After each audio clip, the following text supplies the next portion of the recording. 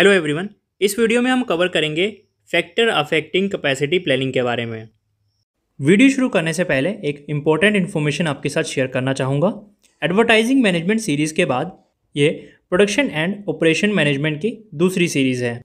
तो इन दोनों सीरीज़ और आने वाली नेक्स्ट सभी सीरीज़ का लिंक आपको वीडियो के डिस्क्रिप्शन में अवेलेबल है, जिसे आप इस ड्रॉप डाउन एरो को दबाकर चेक कर सकते हैं। इन दोनों सीरीज़ में लगभग सारे टॉपिक्स को कवर किया गया है, जिसकी PDF बुक प्रिपेयर की गई है। अगर आपको ये सीरीज़ अच्छी लगती है तो प्लीज़ आप इस PDF बुक को परचेज करके हमें सपोर्ट करें। बुक को कैसे परचेज करें उसका लिंक भी आपको वीडियो के डिस्क्रिप्शन में अवेलेबल है। इसके अलावा कैपेसिटी प्लानिंग के टॉपिक पर जो वीडियोस अवेलेबल हैं उसका आपको सीक्वेंस दिया गया है, जिसे आप चेक कर सकते हैं। फैक्टर अफेक्टिंग कैपेसिटी प्लानिंग में हम ये देखेंगे कि कौन से ऐसे फैक्टर हैं जो अफेक्ट करते हैं हमारे कैपेसिटी प्लानिंग के डिसीजन को। मान लीजिए आपने डिसीजन लिया कि आज आपको मार्केट जाना है, लेकिन बारिश की वजह से आप मार्केट नहीं जा पाए, तो कौन से फैक्टर ने आपका मार्केट जाने का डिसीजन अफेक्ट किया?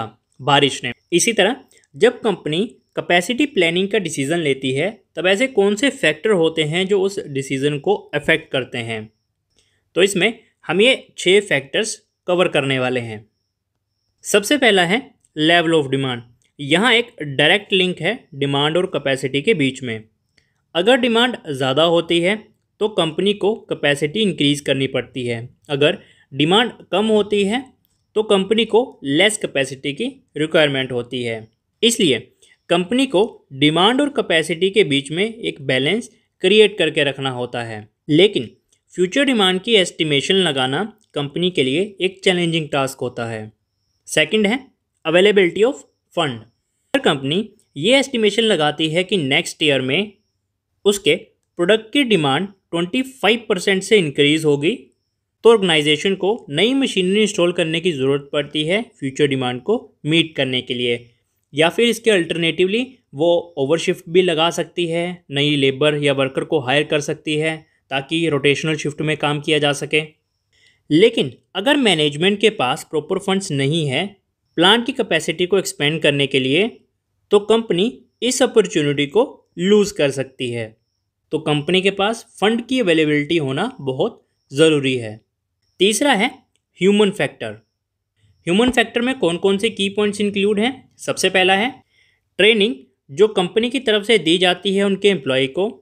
सेकंड, एक्सपीरियंस, जो कि रिक्वायर्ड है एम्प्लॉय के लिए किसी जॉब को परफॉर्म करने के लिए।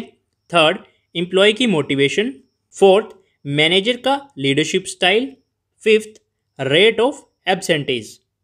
तो ये ह्यूमन फैक्टर के कुछ पॉइंट्स हैं जो कि कैपेसिटी प्लानिंग को अफेक्ट करते हैं। फोर्थ है एक्सटर्नल फैक्टर। एक्सटर्नल फैक्टर में इंक्लूड है level of competition, pollution control regulations, safety requirements, technical changes.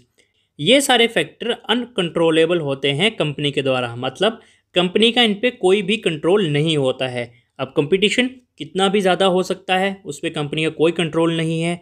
Regulations वो उसे मानने ही पड़ेंगे, चाहे वो उसके फेवर में हो या ना हो। सेफ्टी रिक्वायरमेंट्स उसे मेंटेन करके रखनी पड़ेंगी। टेक्नोलॉजीज़ में जो टाइम से टाइम चेंजेस आते रहते हैं, न्यू इनोवेशंस होती रहती हैं, ये भी उसे टफ चैलेंज दे सकते हैं। तो ये कंपनी की तरफ से अनकंट्रोलेबल होते हैं। फिफ्थ है साइज़ ऑफ फैसिलिटी। फैसिलिटी के बारे में हम पिछली वीडियोज़ में कवर कर चुके हैं, तो ये सारी सीरीज़ आपस में लिंक करती हैं, तो आप सारे टॉपिक को अच्छे से कवर करें ताकि आप हर कंसेप्ट को अच्छे से समझ सकें। फैसिलिटी का साइज़ एक दूसरा फैक्टर है जो अफेक्ट करता है कैपेसिटी को। अगर फैसिलिटी का साइज़ स्मॉल है रिक्वायरमेंट के मुकाबले, तो कंपनी फ्यूचर में और मशीन्स को इंस्टॉल नहीं कर पाएगी, क्योंकि इससे मैन और मटेरियल की मूवमेंट काफ़ी डिफ़िकल्ट हो जाएगी। अगर फैसिलिटी का साइज़ ज़्यादा बड़ा है तो कंपनी को वेयर एंड टेयर में ज़्यादा कॉस्ट लगानी पड़ेगी।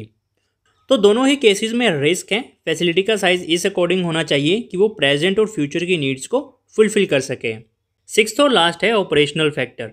ऑपरेशनल फैक्टर में वो सारी एक्टिविटी इंक्लूड हैं जो ऑर्गेनाइजेशन में होती हैं। ये स्टार्ट होती हैं प्रोडक्शन से पहले और कंटिन्यू रहती हैं आफ्टर द सेल।